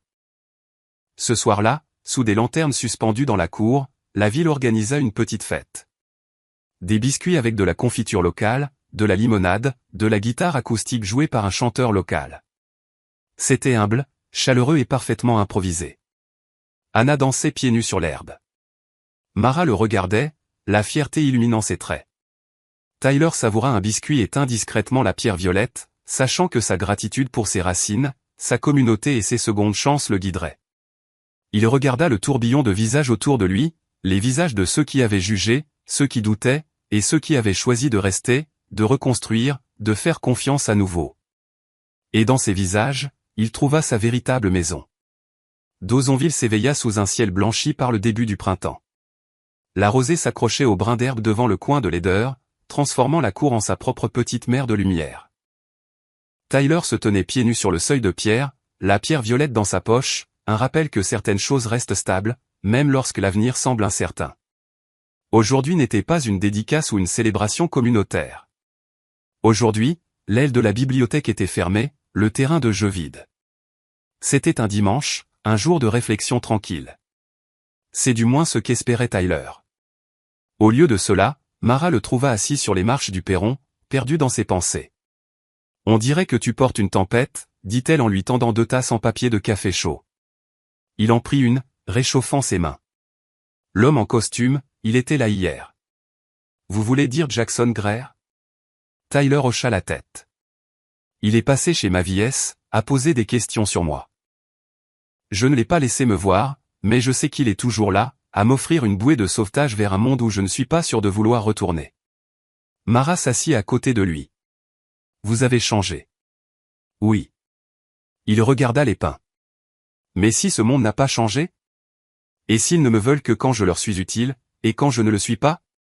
Eh bien, ils se débarrassent de mon souvenir. » Elle l'étudia silencieusement, puis dit, « Alors, laissez-les appeler. Cela ne signifie pas que vous devez répondre. » Il prit une lente inspiration. C'est ce qu'Anna a dit l'autre jour. Elle a du bon sens. Ils restèrent silencieux. Finalement, Anna déboula à travers la cour, un regard curieux dans les yeux. « De quoi parlez-vous, vous deux ? » « C'est juste des trucs d'adultes, dit Tyler. Il sourit doucement. « Tu veux m'aider à balayer le porche ?» Anna hocha la tête avec enthousiasme, attrapant une balayette dans une pile. Pendant qu'elle balayait, un rythme émergea, un doux frottement contre la pierre, l'odeur chaleureuse du café, le monde qui s'arrêtait autour d'eux. Plus tard, Abigail apparut avec son carnet, seulement cette fois, sans qu'on le lui demande. « J'ai l'histoire où vous n'avez pas à décider aujourd'hui, dit-elle, la voix douce. C'est bon si vous ne revenez jamais. Il rencontra son regard, reconnaissant. Merci. Abigail hocha la tête, puis partit. Pas d'appareil photo, pas de flash, juste de la confiance. En après-midi, le rythme de la ville était revenu. Le café s'était rempli d'habitants fidèles. Un voisin était passé avec des œufs frais. Des enfants chassaient les lucioles dans l'herbe. La fresque, La vérité survit toujours au bruit, brillait d'un or accidentel d'après-midi. Tyler marcha jusqu'à la fresque, ses doigts traçant les lettres. Il pensa à la carte de Jackson qui brûlait encore dans l'évier chez Mara. Cet acte final, la laisser se réduire en cendres, avait été libérateur. Maintenant, le choix semblait plus clair. Ce soir-là, sous un ciel de crépuscule violet, Tyler et Mara se tenaient sous les pins. Il tenait la pierre, maintenant lisse. « Je ne reviens pas, dit-il doucement. Mara le regarda fixement. « Je sais. » Il expira, une tension se levant. Derrière eux, Anna appela à chasser d'autres lucioles. Le passé, l'empire technologique, les trahisons, les gros titres, n'étaient pas oubliés. Mais l'Éden avait été trouvé dans des choses simples, une bibliothèque, un terrain de jeu, une pierre. Et en choisissant de rester, alors que Tyler glissait la pierre dans la petite main d'Anna et se joignait à ses rires sous les pins suspendus, il savait que Dawsonville lui avait offert quelque chose de bien plus grand que la célébrité. Cela lui avait offert un endroit où il se sentait chez lui. Le soleil filtrait à l'aube à travers les grands pins, illuminant la cour du coin de laideur d'une lueur vert forêt. Tyler sortit, accueilli par le son des pages qui tournent, un bourdonnement constant de vie. L'aile de la bibliothèque était rouverte, son entrée encadrée de fleurs sauvages que quelqu'un avait plantées pendant la nuit, un cadeau inattendu porteur à la fois de gratitude et d'espoir. Mara s'approcha, portant un plateau de café et de pâtisserie, fraîchement cuite pour les lecteurs bénévoles venus animer l'heure du conte tôt le matin. Ils disent que les enfants apprennent à aider en lisant, dit-elle doucement, posant le plateau. Peut-être que l'esprit d'aide se répand discrètement, dit Tyler en prenant un croissant. Comme cette cour, inaperçue jusqu'à ce que quelque chose fleurisse. Anna apparut d'entre les étagères, tenant une pile de livres d'images. « Monsieur Tyler, puis-je lire au tout petit aujourd'hui » demanda-t-elle, fière et confiante. Tyler lui sourit. Il n'y a pas de meilleure aide que quelqu'un qui enseigne à travers des histoires. Quelques instants plus tard, il s'assit dans le coin lecture, observant la voix d'Anna égayer la pièce alors que les enfants se regroupaient autour d'elle, les oreilles alertes, les sourires larges, les cœurs attentifs. Il réalisa alors que l'héritage ne se construit pas avec des discours ou des empires. Il se tisse discrètement dans des moments comme ceux-ci. Plus tard, des bénévoles arrivèrent avec des outils pour étendre les petites jardinières près de l'entrée. Tyler se joignit à eux, creusant profondément dans le sol, plantant des soucis et des ignas. Mara lui tendit un arrosoir et ensemble ils s'occupèrent de la vie qui poussait sous leurs doigts. Abigail Tran arriva, son appareil photo éteint, son carnet à la main. Elle ne posa pas de questions aujourd'hui. Elle offrit simplement un signe de tête complice. Pas de mots, juste de la reconnaissance. Certaines histoires avaient besoin d'être vécues, pas racontées. En après-midi, le marché fermier hebdomadaire de la ville avait repris son plein essor près de la place du palais de justice. Tyler se promenait parmi les tentes exposant des produits frais, des courtes pointes faites à la main, des photographies vintage du passé de courses de Dawsonville et des bocaux de confiture de pêche parfumés au soleil. Les gens le saluaient, certains avec d'anciennes questions, d'autres simplement avec des sourires d'appréciation. Pas de drame de gros titres aujourd'hui, juste une connexion enracinée. Au centre du marché, une petite table présentait des panneaux faits à la main indiquant « cours d'aide », offrant des choses comme des leçons de menuiserie, des journaux d'art et même des cercles de gentillesse pour les adolescents, des initiatives nées de discussions communautaires et financées par des contributions. Tyler s'arrêta à côté de la table, sentant le poids de la façon dont de petites idées deviennent des mouvements. À ce moment-là, Ellie, le garçon du terrain de jeu, accourut, tenant un croquis de la fresque restaurée. Il avait ajouté de nouveaux symboles, un livre ouvert, un soleil levant et une pierre violette nichée dans le coin. « Tu as dessiné ça ?» demanda Tyler en s'agenouillant à côté de lui. « Oui, c'est notre histoire, n'est-ce pas ?» dit Ellie doucement. Tyler pressa sa main sur l'épaule du garçon. « La meilleure histoire, et tu as aidé à l'écrire. » Ce soir-là, sous la douce lumière des lanternes suspendues dans la cour de la bibliothèque, les membres de la ville se sont réunis pour une « récolte des aideurs », un modeste dîner partagé composé de casseroles, de pain de maïs, de crumbles aux pêches et de thé glacé. La conversation a coulé facilement, empreinte de rire et de gratitude. Le maire Walden a levé son verre de thé glacé. À Dozonville, et à ceux qui avaient faim de quelque chose de mieux que l'oubli ou l'empire. Nous l'avons trouvé ici même, dans les livres, les jardins, les terrains de jeu et la confiance. Des murmures d'approbation ont parcouru le groupe. Tyler a regardé Mara, Anna, les voisins à ses côtés.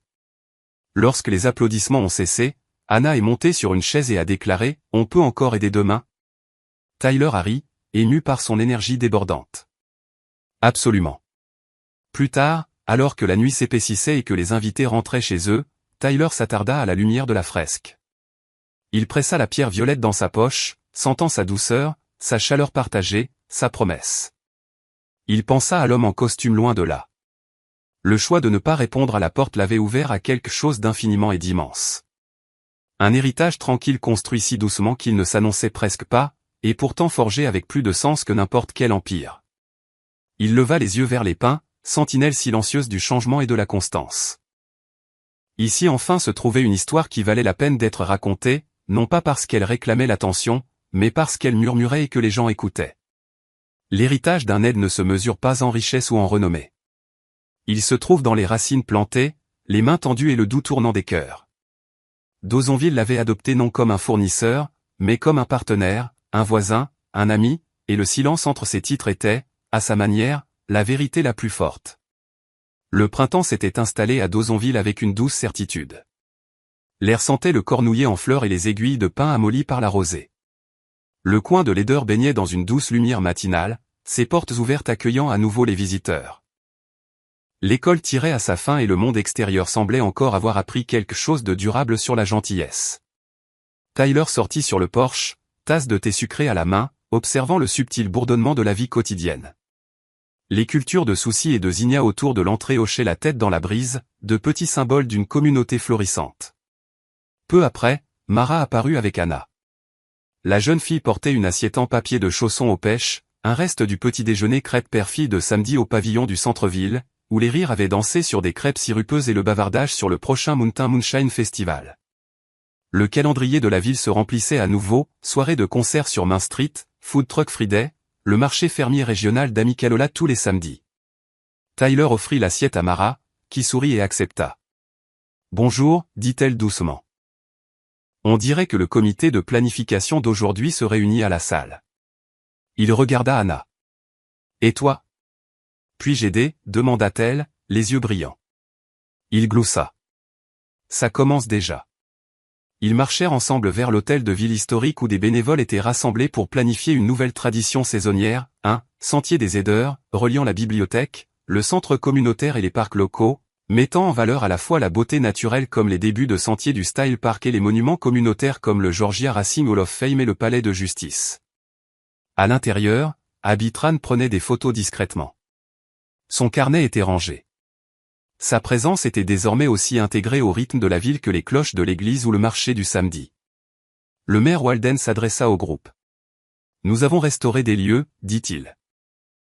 Maintenant, nous construisons des liens les uns avec les autres et avec l'histoire et la beauté de ce comté.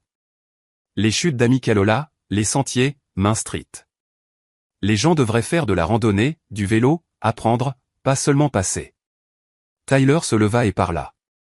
Toutes les marques que nous laissons ne sont pas visibles, mais chaque sentier balisé nous rappelle que la direction a un sens. Nous voulons que cela se voie. Dozonville est enraciné.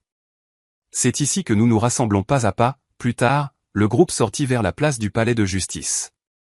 Des paniers de disques golf parsemaient le parc, une petite zone de skate et des terrains de pickleball où les adolescents s'entraînaient à des tirs au milieu de cris amicaux. Tyler remarqua comment les gens se croisaient, se saluaient, hochaient la tête, s'arrêtant parfois pour partager des ambitions, des soucis, de petits triomphes. Pendant le marché fermier régional d'Amicalola, Tyler aida Anna à installer un stand de limonade. Ils vendirent des limonades à l'ombre des pins, et des voisins passèrent, certains offrant des conseils, certains juste des mots gentils. Sous le joyeux tintement des tasses, Tyler sentit quelque chose mûrir, la confiance ancrée dans des minutes partagées. Ce soir-là, Tyler et Mara se promenèrent sur la place de la ville éclairée par des lanternes. Ils passèrent devant le Georgia Racing Hall of Fame. Ces simulateurs vrombissaient doucement tandis que les touristes s'essayaient à des courses virtuelles.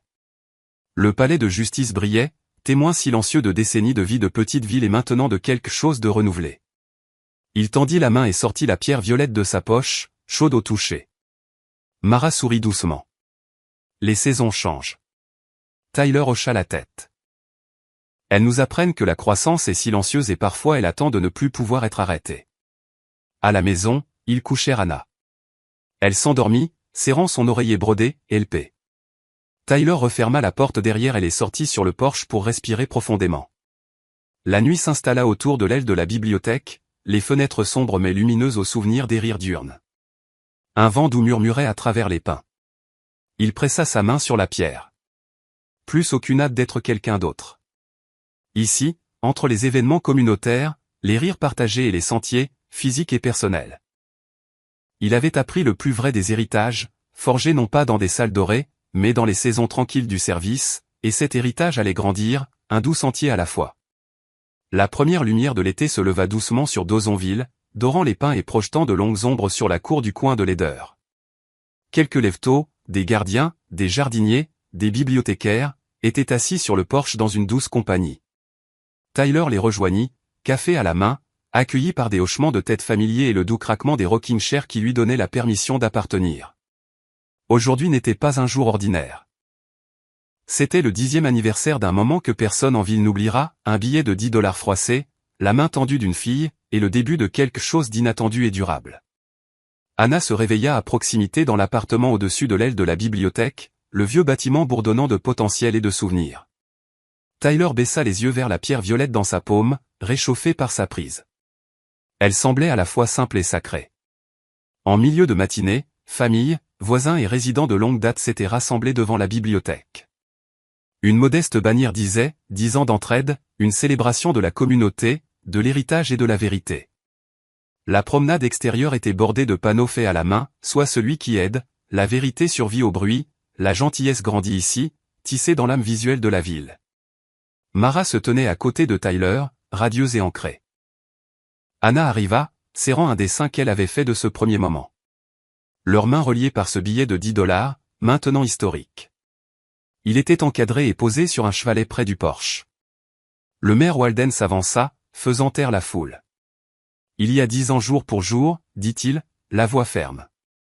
Tyler Brandt est entré anonymement dans notre ville, et une fille lui a appris quelque chose de plus précieux que l'argent. Aujourd'hui, nous célébrons ce qui a grandi de ce moment. Non pas juste une histoire, mais une maison. Les gens écoutaient, les sourires brillants, certains les yeux embués derrière leurs lunettes. Tyler se leva, son cœur vibrant de souvenirs et de gratitude. Je suis venu ici en espérant disparaître, commença-t-il. Mais cette ville m'a vu. Une jeune fille m'a montré un chemin de retour vers moi-même. Il regarda Anna. Elle se tenait droite, les yeux brillants. Il replia dans son cœur, les échos de ce jour.